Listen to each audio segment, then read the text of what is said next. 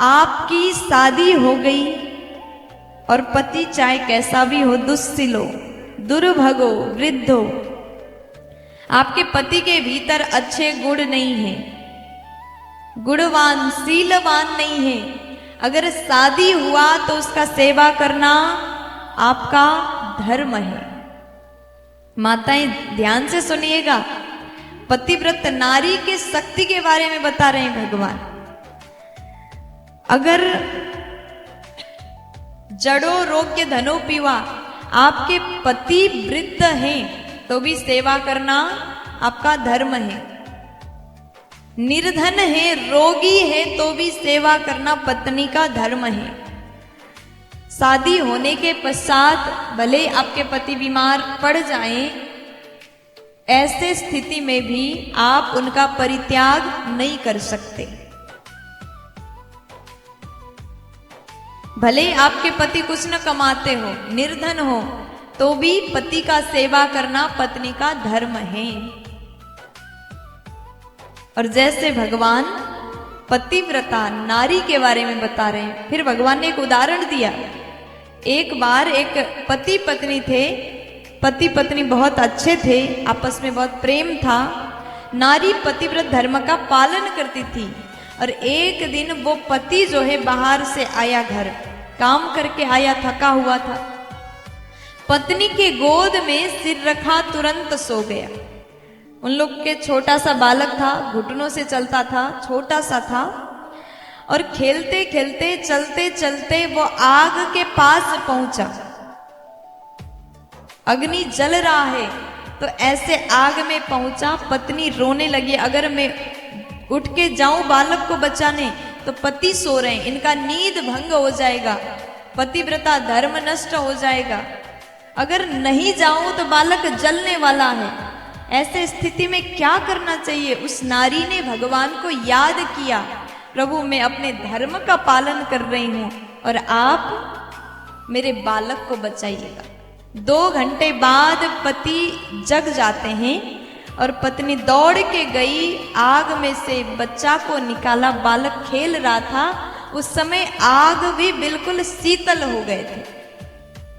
कहने का मतलब पतिव्रता नारी के सामने अग्निदेव को भी झुकना पड़ा। अगर नारी अपने पतिव्रत धर्म का पालन करती है तो उसके सामने सब कोई झुक जाते हैं। इसलिए अपने धर्म का पालन करना हर नारी का कर्तव्य है। प्यार से बोल दीजिए ना, पति की सेवा ही नारी का प्रथम धर्म है। आपके पति कहे कि यहां जाना है तो जाओ, आपके पति बोले इससे बात करना है तो करो, नहीं तो मत करो। आपके पति बोले तुम्हें ये करना, जहां जाना, नहीं जाना, कब जाना, उस हर आदेश का पालन करना चाहिए। लेकिन भारत की माताएं पतिव्रता धर्म का बड़े अच्छे से पालन करती हैं। अब यहां पर नारियों को लग रहा है केवल हमारे लिए ज्यादा बोला जा रहा है। हम तो पतिव्रत धर्म का पालन करते हैं। देखिए, अगर आपकी पत्नी अपने धर्म का पालन करती है तो पति का भी धर्म बनता है कि आप अपनी पत्नी का ध्यान रखें। पति को भोजन कराना पत्नी का धर्म है, लेकिन पत्नी बीमार हो जाए तो उस दिन आपको भोजन बनाना चाहिए। प्यार से बोलो, क्योंकि ताली एक हाथ से नहीं बजती। हाँ हाँ बजा हो जा। जैसे 2 हाथ से ताली बजाए ना, उसी प्रकार अगर पत्नी हर तरीके से आपकी सेवा करती है तो आपका भी ये कर्म है, आपका भी धर्म है कि आप पत्नी की सेवा करें। अगर पत्नी बीमार है, अस्वस्थ है, उनको भोजन नहीं बनाना, ऐसे स्थिति में आप भी सहयोग कर सकते हैं। कब आपकी पत्नी दुखी है, कैसे मनाना है, किस प्रकार गृहस्थ आश्रम को चलाना है, दोनों को एक साथ सोच करके चलना चाहिए। जिस प्रकार से गाड़ी के 2 पहिया में से 1 पहिया अगर खराब हो जाए तो गाड़ी आगे नहीं बढ़ती, उसी प्रकार ये गृहस्थ जो गाड़ी है ना, इसमें से भी पति पत्नी में से एक कोई खराब हो तो गृहस्थ जीवन आगे नहीं चलेगी। अगर इस गृहस्थ की गाड़ी को अच्छे रूप से चलाना है तो दोनों को बराबर होकर के, साथ रह करके, एक दूसरे को समझ करके आगे बढ़ना चाहिए। प्यार से बोलो, आप लोग भी बोल दो ना। अब भगवान ने जैसे पतिव्रत धर्म का वर्णन किया, गोपियां कहती प्रभु हम भी कुछ कहना चाहते हैं।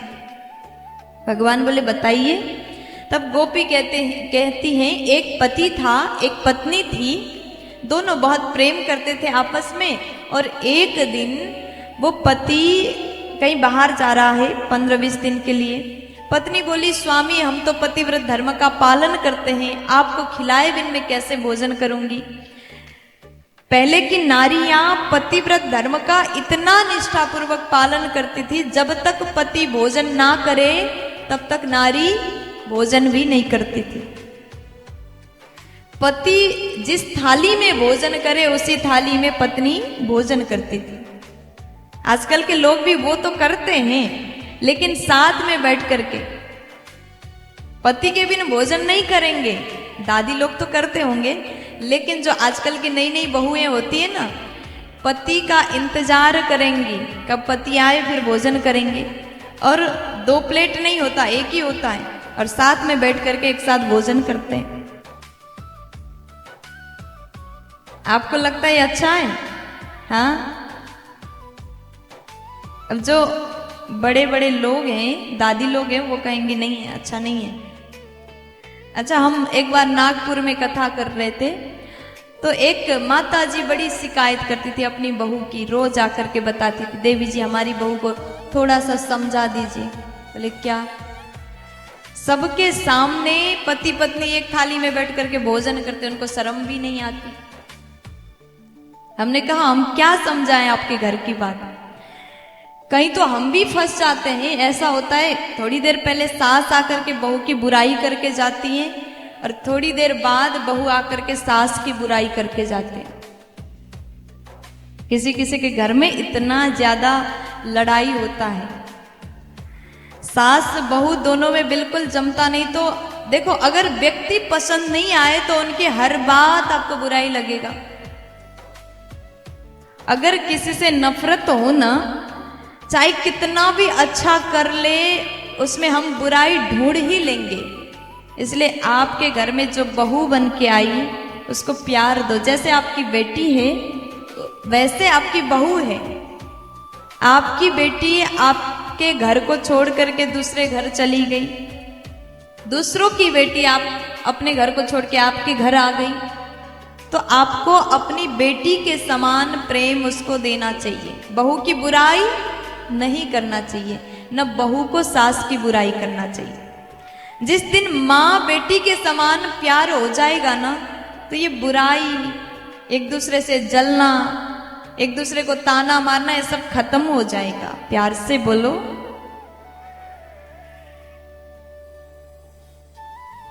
तो हम चर्चा कर रहे थे एक थाल में बैठ करके खाना खाना। अगर आप लोग भी एक थाली में पति पत्नी भोजन करते हैं तो ये आदत आज से ही छोड़ दीजिए। क्यों? कहा जाता है अगर पति ने जिस थाली में भोजन किया उस थाली में पत्नी पति के बाद भोजन करती है तो तीर्थों के प्रसाद समान वो भोजन हो जाता है। लेकिन एक साथ में बैठ करके भोजन किया जाए तो मदिरा पान समान हो जाता है। तो एक साथ में बैठ करके खाने का नियम कहीं भी बताया नहीं है, इसलिए साथ बैठ करके मत खाइए। साथ बैठो लेकिन अलग अलग थाली लेकर के खाओ। प्यार से बोलो। अब ये पतिव्रता नारी कहती है कि आप नहीं है, बाहर गए हैं, तो कैसे मुझे पता चलेगा आपने भोजन कर लिया नहीं किया, तो मैं कैसे खाऊं? आपको खिलाए बिन मैं कभी खाती नहीं। अगर मैं आपसे पहले भोजन करूंगी तो मेरा धर्म नाश हो जाएगा। अब उस जमाने में फोन भी नहीं था कि फोन करके पूछ ले खा लिया तो हम खा लें। अब पति ने कहा कि देवी एक काम करो, ये मेरा तस्वीर है, इसको रख लो और इस तस्वीर को ही अपना पति यानी मैं समझ करके इसकी सेवा करना, इसको भोजन कराना, फिर उसके बाद आप करना।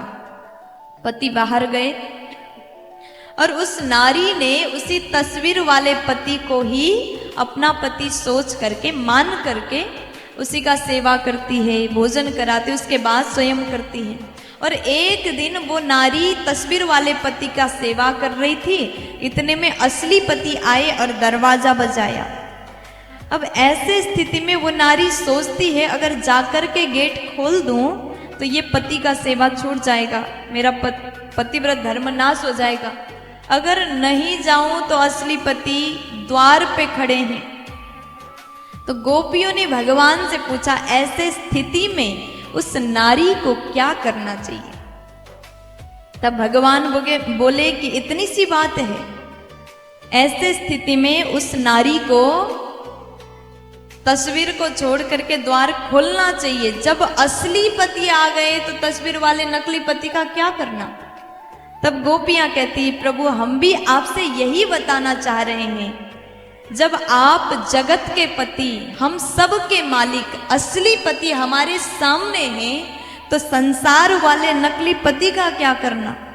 आज गोपियों ने जैसे कहा, भगवान को लगा ये सच में मेरी शरण में आई है। अपने घर को, परिवार को, पति को, सबको छोड़ करके, संसार के बंधन को तोड़ करके गोपियां प्रभु के पास आई। इसलिए भगवान ने इतना सवाल किया। देखो जब भी हम भगवान के पास जाते हैं तो भगवान परीक्षा जरूर लेते हैं। कुछ लोग कहते हैं जितना भजन करते हैं उतना हमें कष्ट मिलता है।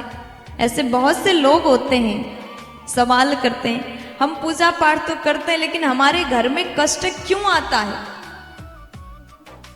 उसी के जीवन में दुख आते हैं, उसी के जीवन में कष्ट आते हैं जो भगवान से जुड़ा होता है। ये कष्ट क्यों आते हैं? क्योंकि भगवान आपकी परीक्षा ले रहे हैं। अगर आप बड़े बड़े दुखों में, कष्ट में भी डरे नहीं, घबराए नहीं, अपने आप को कमजोर नहीं बनाते हैं, तब आप भगवान तक पहुंच सकते हैं। आप छोटी मोटी दुख से ही डर गए तो भगवान तक कैसे पहुंचोगे। इस प्रकार भगवान परीक्षा लेते।